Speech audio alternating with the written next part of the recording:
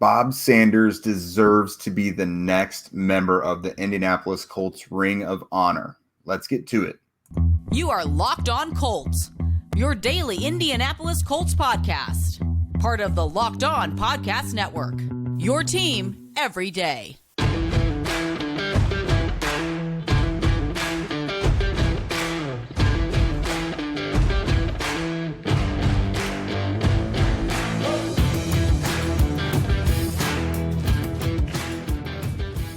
All right, what's up, everyone? Thanks for tuning in and making us your first listen of the day. This is your daily podcast covering your Indianapolis Colts, part of the Locked On Podcast Network, your team every day. I am Jake Arthur. He is Zach Hicks, and you know the two of us from horseshoehuddle.com. I'm your boots on the ground reporting to you live from the facility, live from the stadium. Training camp is about to kick on, so I'm getting really excited about that. You guys can follow me on Twitter and all that for everything, all the updates there. And then Zach has been just hitting it hard with film stuff over the off season. He's obviously brought you all the Anthony Richardson and Shane Steichen content that you can stand, and more to come as the season ramps up. So welcome to the show. On today's episode, we've been thinking about the Ring of Honor lately, and there's some players who really, really deserve it. Kind of coming off of an era of Colts football where there's a lot of names, kind of a logjam of guys who need to get in.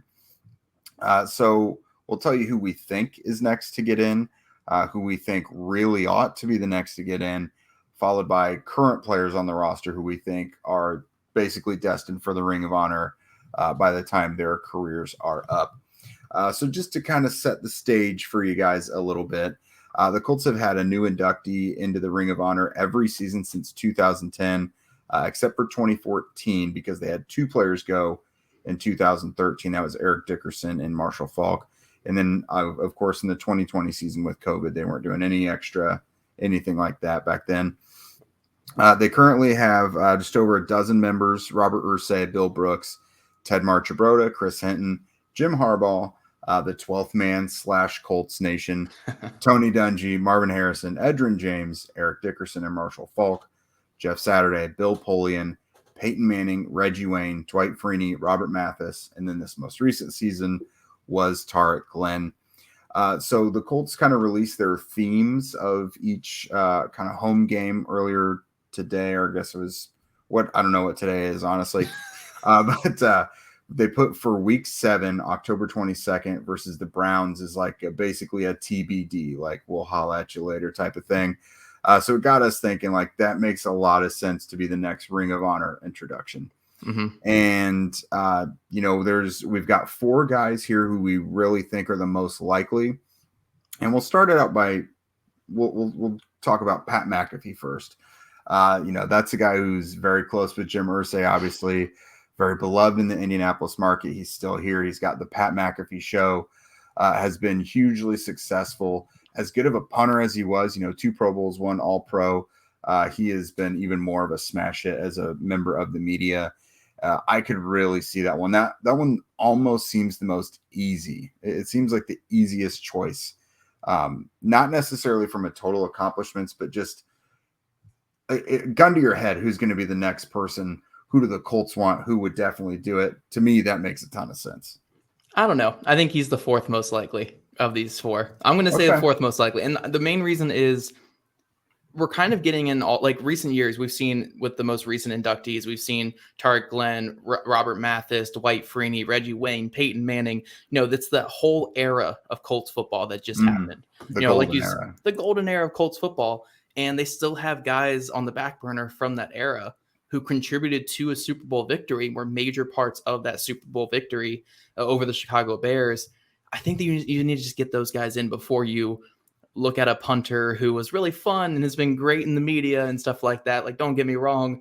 And his peak there was really good, but it's just like, I don't know. I really can't get behind getting him over these other 3 guys we're about to talk about. And one of these other 3 guys is a kicker. So for a fact that I don't want to be saying this, but I don't know. I just think it's crazy to put him in over these other guys who were such a big part of that golden era of Colts football. And honestly, I mean, one of them in particular, which is the theme of this entire show, what you kind of led off with, like he's just way more accomplished than a guy like Pat McAfee. So I would put these other three guys over him, but like you said, it wouldn't shock me if it's Pat McAfee because the fans love him. He's still very active in the indie market. Jim Irsay obviously still has a relationship with him, and he's one of the good old boys with the organization. But I think he's the least deserving of these four guys. Even if you eventually do get him in one day, I think these other three guys really make the most sense. Yeah, and I mean, you're a special teams lover. I mean, all things kicking specialist. So let's just get the next guy out of the way. Someone who is a member of that golden Peyton Manning era. Adam Vinatieri obviously had the Super Bowl. I don't believe he participated in the Saints Super Bowl. I think that's the year he was hurt, but he was a part of 2 Super Bowl teams with the Colts nonetheless. Most accomplished kicker in 2 franchises' histories, basically at the time that he left them. He erased the hurt of Mike Vanderjagt at the time. So Vinatieri would be very deserving as well. I mean, he's freshly retired too, so that ink is still kind of drying. But obviously another big name that is probably going to get in at some point. Yeah, he'll certainly get in one day. I don't think it'll be this one either for him, but I mean, if they did put him in, I mean, it's arguably the greatest kicker in the history of the sport, or he's the greatest retired kicker in the history of the sport. We still don't know what Justin Tucker is going to be one day with all his accolades. But yeah, Vinatieri, one of the most clutch players in the history of NFL, and did a lot of really good things in Indy. So yeah, I think he'll get in one day for sure. Yeah, next guy up, because we definitely want to dive in deep to our favorite player here first. Dallas Clark makes a lot of sense. He is the most accomplished tight end of the Indy era Colts. Obviously, John Mackey overall is the best. But Dallas Clark, followed in some big shoes of Ken Dilger and Marcus Pollard. He came out and he was a truly dynamic weapon for Peyton Manning, and was consistently one of probably the top 5 tight ends in the league throughout his career, at least while he was playing with Manning. So that's another big one that makes a lot of sense. Still basically the most accomplished statistically tight end in the Colts record books. Yeah, this would be the one I would say is most likely is Dallas Clark, because you've gotten all the other pass catchers in there, the most prominent pass catchers. Dallas Clark has the accolades. He has the first team All-Pro. He has the Pro Bowl. He has the 100-catch season for a tight end, which is insane. And I think does he still come to a lot of those events and stuff like the old retired Colts players do and stuff like that? Like, is he still kind of around? So. He's still somewhat active in Indy. Like, he doesn't live here, I don't think, but he hasn't spurned them. Yeah. So I just think that one makes the most sense. You see him a lot still, like with Colts stuff. He was a big part of that golden era. And then again, when you look at that era of Colts football, it was passing the ball. It was great high-flying offensive football. You've got Reggie Wayne in, you've got Marvin Harrison, you've got Peyton Manning in. Now get the other pass catcher who was also a star throughout that in Dallas Clark. So I think this is the one that's most likely, and the one I think is going to be announced next week on the 17th. That's not any sourced info or anything like that, but it feels like Dallas Clark is like the next guy in line to go in. Now for the guy who I think is most widely desired to be in this spot by Colts fans, and definitely the two of us, Bob Sanders. You make a hard argument in the era of Ed Reed and Troy Polamalu that Bob Sanders shouldn't have been right there if he wasn't as healthy as those guys. 2 Pro Bowls, 2 first-team All-Pros, the Defensive Player of the Year. I know you're going to mention that the Colts do not win that Super Bowl against the Bears without him. He basically was hurt all year and came back for the playoffs and turned what was an absolutely god-awful run defense into an elite unit that had to face Larry Johnson, Jamal Lewis, and Steve McNair with the Ravens. Everything the Patriots were always able to do on the ground. This is an easy one. Yeah. We're going to talk about it more here in our next segment, but Bob Sanders, to me, is the most deserving Colts player that is not currently in the Ring of Honor that needs to be in. I know it was only a 3 to 4 year span where he was that dominant force, but that impact that he brought in that 3 to 4 year span, along with the accolades, along with what he did in crunch time on the path to the Super Bowl, and even in that Super Bowl game, he absolutely deserves to get it. But we're going to talk about that here in a second. I don't want to run this segment too long, so we're going to start our next segment by continuing this Bob Sanders conversation. Yeah, we'll talk about Bob Sanders, and then along with a couple other guys who we think really ought to make it, who maybe aren't easy choices who may not actually make it ever, but we think they should. Yeah. But first, we're going to hear from our partners over at eBay. They've teamed up with Locked On Fantasy Football host Vinny Iyer to bring you some of the best fantasy picks each week, all season long. Whether you're prepping for a draft now, you're just scouting players out, you're going to be doing a long draft coming up here, and you've got a week to prepare for all this. They're going to provide you players that are guaranteed to fit on your roster no matter what the format is. So with draft prep underway for the upcoming season, we're going to see who Vinny has picked out for us on the weeks of the eBay's Guaranteed Fit Fantasy Pick of the Week. I think the best one here is Austin Eckler. If you guys don't know which running back has scored the most touchdowns combined over the past 2 seasons, it's a guy who, made that very known how valuable he is this offseason. He kind of disputed his contract. That's Los Angeles Chargers running back Austin Eckler. He scored 38 times since 2021, and he is the featured receiving first role as a running back. That's not always as common anymore. He's guaranteed to fit for the first overall pick in 2023 drafts, honestly. PPR or not, but especially PPR. He's going to see his usual high leverage work as a runner and remain the focal point of the short passing game over there with Justin Herbert and the Chargers.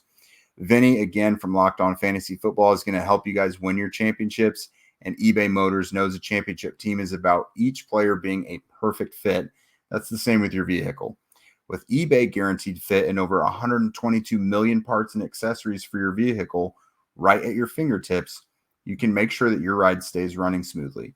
Air filters, brakes, batteries, taillights, alternators, shocks, struts, you name it, everything. There's a lot of stuff that goes into cars, and luckily eBay Motors has you covered on all of it because it can be way too much to think about.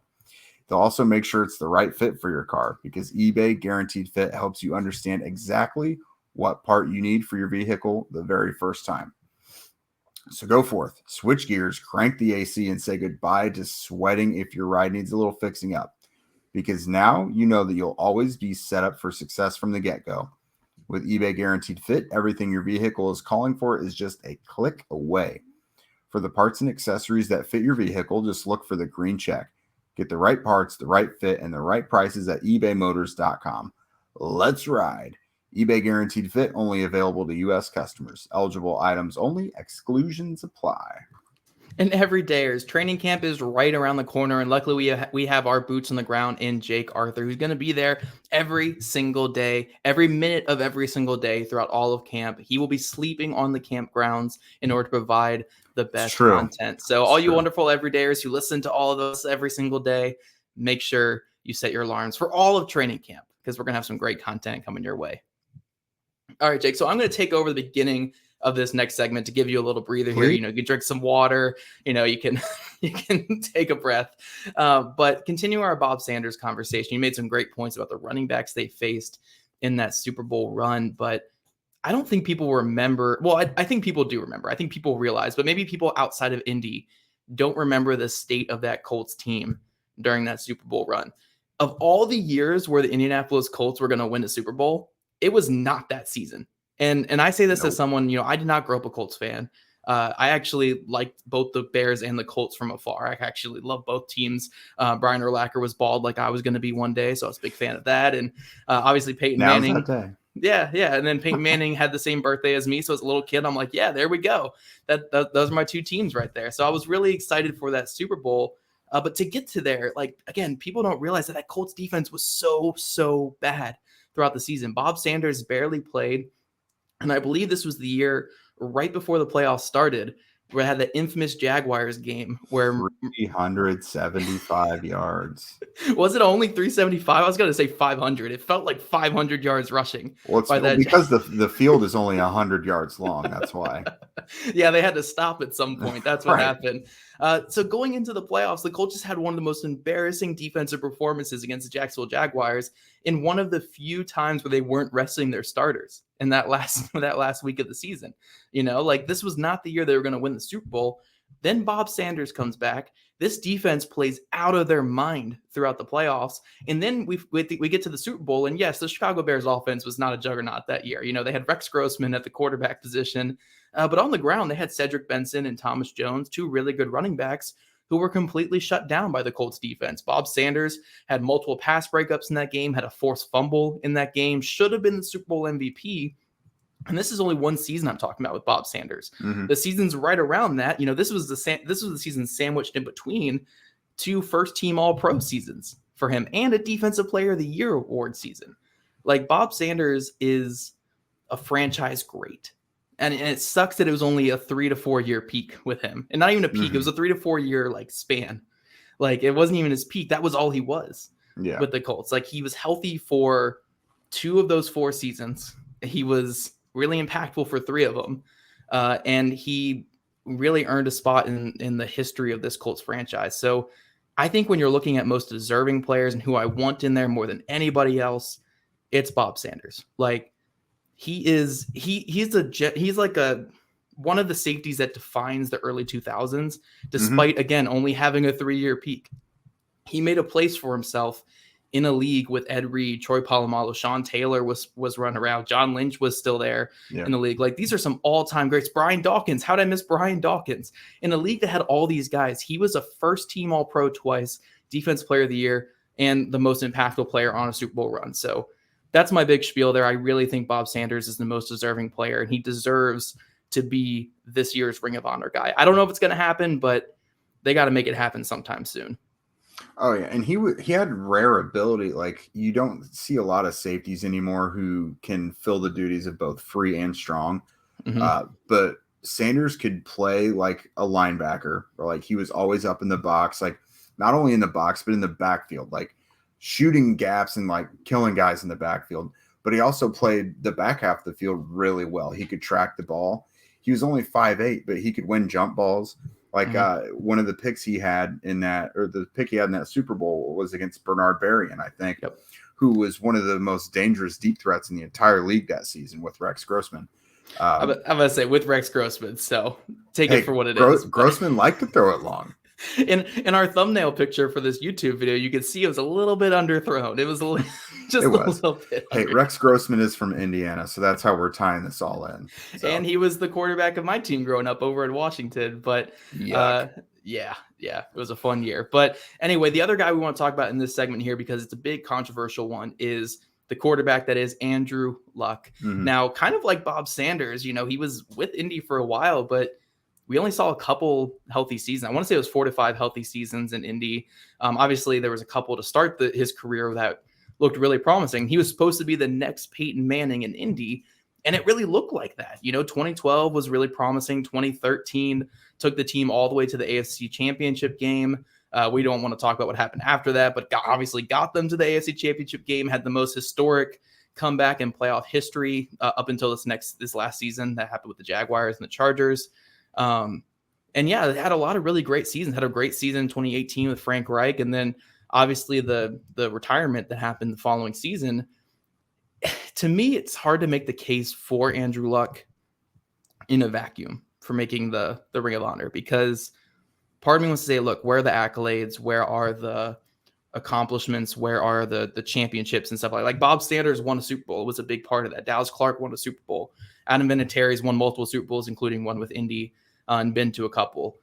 Andrew Luck obviously didn't win a Super Bowl. He doesn't have many all pros or anything like that. I don't think he has an all pro in his career. I think he has 1 or 2 Pro Bowls in his career too. So it's hard to make that case off of accolades, Jake. So I would personally probably lean no on Andrew Luck, although I could be swayed by some conversations, but gun to my head, I'm going to say I'd probably say no for Andrew Luck, long-term in the Ring of Honor. I think it'll eventually happen, because I do think he is deserving. I think he actually, aside from the injuries and retiring early, he lived up to the hype of what he was supposed to be. Now, team success is a big factor in that, obviously, but as a player, we saw him take some of the sorriest rosters in the NFL they went 11-5 his first 3 years. Yeah. A team that was just 2-14 and did not look all that much better as far as the roster goes the next season. 11-5 playoffs as a rookie. And just the things he was able to do. He missed the 2017 season, but picked up in 2018 and looked better than he ever had. And then he abruptly retires in 2019. We see that the Colts, once again, they're a sorry team. Overall, they went a little farther than they should have. But man, it is tough because, again, like you said, I can see the argument against it. I think the wound is still too fresh for a lot of fans. I think the Colts have to have a quarterback they're successful with for more than one season. Again, before it happens, they have to have some sort of postseason success, because really the best thing that's happened to them since he retired was the 2020 season with Phillip Rivers, who retired after that. Yeah. So it's still a wound. Anthony Richardson, if he can be a pretty good player within the first few years, maybe that helps ease some of it if the Colts can get back to the playoffs or something. But I don't think you want to bring Andrew Luck back into that situation until it's going to be widespread fanfare, which I think the crowd generally does. They were very shell-shocked at the time of the retirement. But yeah, it's kind of like the Brett Favre thing with the Packers. Like, you just don't do it until you're okay. A little different here. People actually like Andrew Luck here. Okay, we're not. Yeah. Brett Favre had some things happen at the time. Brett Favre got much worse afterwards. Yeah. Last thing I'll say about this is, again, gun to my head, I'm going to say no on Andrew Luck, but I'm a lot stricter. Notably, if you guys see me on Twitter with Hall of Fame conversations, I'm a lot stricter on a lot of these type of things. But I will say this: if Jim Harbaugh's in the Ring of Honor, Andrew Luck has a pretty same resume. That took him to the AFC Championship game, had a couple good seasons. Like, that's when I'm like, okay, maybe Andrew Luck does deserve to get in. So that's really all I really have on that with Andrew Luck. Coming up, guys, we're going to talk about some current players that are destined for the Ring of Honor one day. We're going to talk about that here in just a second. All right, Jake. So getting into some current players that we think are destined. Obviously, it's two guys that are 100% going to be in there one day. The accolades speak for themselves. Yes, there hasn't been a ton of team success, but there's not many players in the history of this franchise even that have 3 All-Pros under their belt. And the Colts got 2 of them in the same draft class, in Quentin Nelson and Shaquille Leonard. Yes, there's concern with Shaquille Leonard's long-term health and how much longer he's going to I don't even want to speculate. We don't even know what's going on with him going forward. So there are concerns going forward with a lot of the injury stuff. Then obviously Quentin Nelson's play did take a slight step back last year. He was a Pro Bowler instead of an All-Pro. But again, if you look at the history of the Colts franchise, I believe every single player who has more than one All-Pro with the Colts is in the Ring of Honor. So I'd be hard-pressed to say that these two guys are not going to be in the Ring of Honor one day, regardless of what the team's success is during their tenure here in Indy. Yeah, Quentin's pretty easy. He could retire today and he'd be in it.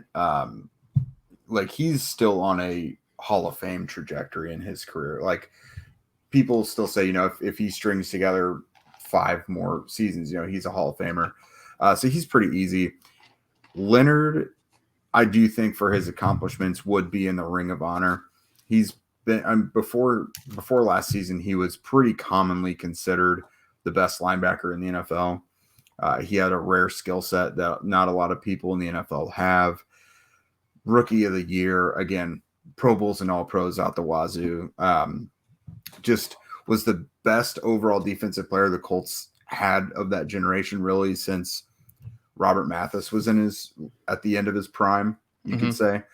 So I think he's got a pretty easy argument. Again, even if he doesn't come back to being himself. And then there's a couple other guys we talked about here. DeForest Buckner. Now, a lot of the meat of his career happened before he got with the Colts. He appeared in a Super Bowl with the 49ers. But I think he's still done enough with the Colts. He's got an All-Pro and a Pro Bowl since coming here. I think if he has one more, I think he probably would already get it. But I think especially if he gets one more really good season, which why wouldn't he? I think he's a player that needs team success to get into it. Yeah. Like Quentin Nelson, Shaquille Leonard, they feel like they are players who, even if the team doesn't win a Super Bowl with them here, they were just so good for their era that you're going to put them in. Again, 3-time all pros, like that just doesn't happen. Right. You were the top tier player of your sport for a number of years.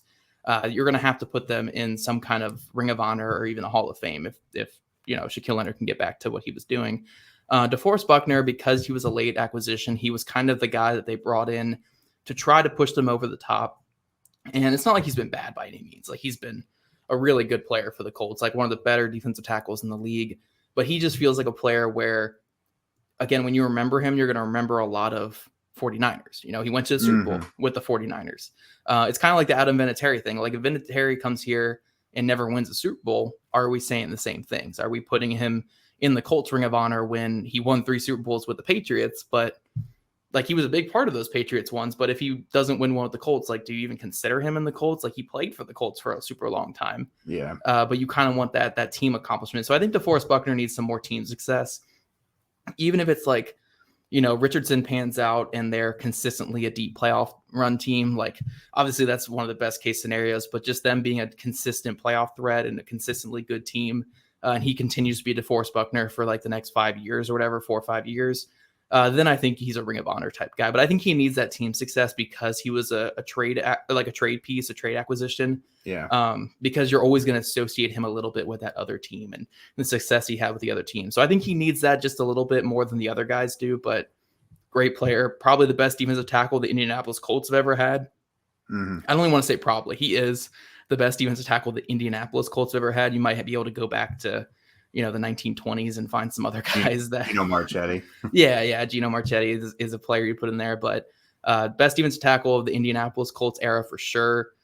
Yeah. I mean, I would put him in because even though I'm a stickler for this stuff, I'd probably put him in because he's that good of a player. But again, it really comes down to team success when he's an acquisition type player.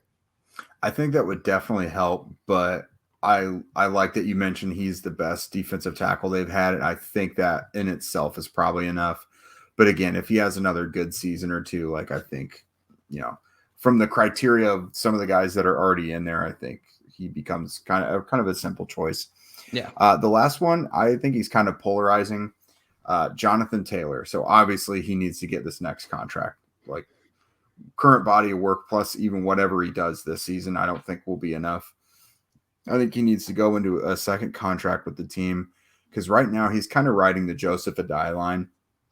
Like, obviously better, but yeah. Well, yeah. But in terms of accomplishments, like, he's one of the better running backs the Colts have ever had. But if he has if his next 3-4 years are like his first 3-4 years, then like you're putting him in a really high conversation. Because right now the Colts have a rare history of running backs like Edgerrin James, Dickerson, Falk. They're all Hall of Famers. Lenny Moore. You're following Hall of Famers. So right now, I think that's why you're kind of sitting there at the Joseph Adai peg. He's better than Adai was, but Adai was around a little longer. So if you have a couple more Jonathan Taylor seasons, I think running back is such a flashy position that it would be hard not to say yes to that. Yeah. I'm kind of interested to see if it's more of a longevity thing. How long do you think he needs to do this to get in? Yeah, so I'll say 2 things really big here. One is it's really hard for a running back in this era of football. It just is to be like a Ring of Honor type player because teams pass you around so much because they don't want to pay you. And the second you look like you're breaking down, we're going to cut you and let you go. Like, Dalvin Cook should be a Ring of Honor guy with the Vikings, but they just cut him like into his big deal. Like, it's going to be like a really weird situation. So that's going to be the biggest thing right there. If he gets that second contract, stuff like that, then yeah, I could certainly see him being a Ring of Honor guy. But I kind of want to pose this, is he on the Joseph Adai path or is he on the Marshall Faulk path?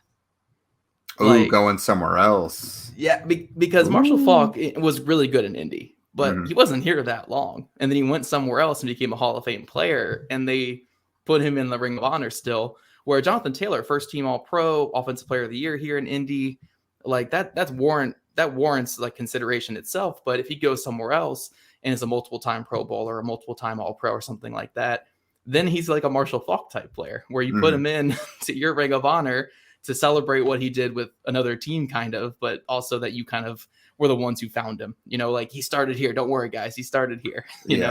I think he's closer to that kind of, like, I don't want to say he is Marshall Faulk because that's crazy, but he's closer to Faulk than he is Addae for sure. Right. That's what I mean. Like, I think it's a closer to that situation than a Joseph Addae, where Joseph Addae was a good player that just stuck around for a minute and was really good. But Jonathan Taylor was elite. He was elite, especially that one season. And Marshall Faulk was that before he went somewhere else and became Marshall Faulk, Mm-hmm. Yeah, I think that's right. Even if he did go somewhere else, like, he's going to the Chiefs where he should have been, in the first place or something. That is kind of the parallel, because Faulk went to the Rams, the best offense in the league. But no, because he does take very good care of his body. This ankle stuff that happened with him is like the first injuries he's really had as a football player. So I think if he gets this next contract and is Jonathan Taylor, then I think that'll be enough. Yeah, for sure. We're going to continue this conversation, obviously, on social media, so make sure you guys are following us there. And all you wonderful everydayers, again, we're going to continue covering training camp, all that really fun stuff. Jake is going to be the boots on the ground, sleeping in the facility. So again, set your guys' alarms bright and early throughout the whole month of August. Jake's going to give you guys the greatest coverage known to man.